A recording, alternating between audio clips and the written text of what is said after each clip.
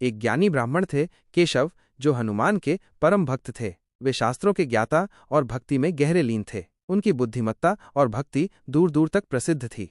हनुमान अक्सर अपने भक्तों की आस्था और प्रेम की परीक्षा लेते थे ताकि वे उनके विश्वास की गहराई को समझ सकें। एक दिन केशव गांव के बाहर एक घने जंगल में ध्यान कर रहे थे।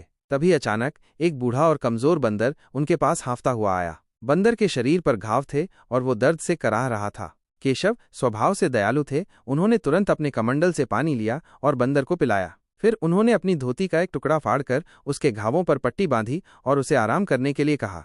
बूढ़े बंदर ने केशव से पूछा, हे ब्राह्मण, तुम कौन हो और तुम इस सुनसान जंगल में क्या कर रहे हो? केशव ने विनम्रता से उत्तर दिया, मैं केशव, हनुमान का सेवक हूँ। मैं यहाँ उनकी पूजा कर रहा हूँ।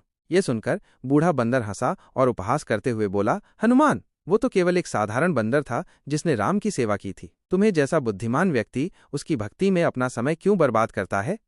तुम्हें किसी बड़े देवता की पूजा करनी चाहिए। यह सुनकर केशव बहुत दुखी हुए। उन्होंने शांत स्वर में कहा, हे वानर, हनुमान के बारे में ऐसी बातें मत कहो। वो शक्ति और भक्ति के प्रतीक हैं। उन्होंने अपना पूरा जीवन भगवान राम की सेवा में समर्पित कर दिया। उनकी महिमा बाउंडलेस है। बूढ़े बंदर ने और भी कठोर शब्द कहे और हनुमान का अपमान किया। केशव ने उसे समझाने की बहुत कोशिश की, लेकिन वो अपनी बातों पर अड़ा रहा। केशव का हृदय दुख से भर गया था, लेकिन उन्होंने अपना धैर्य नहीं खोया।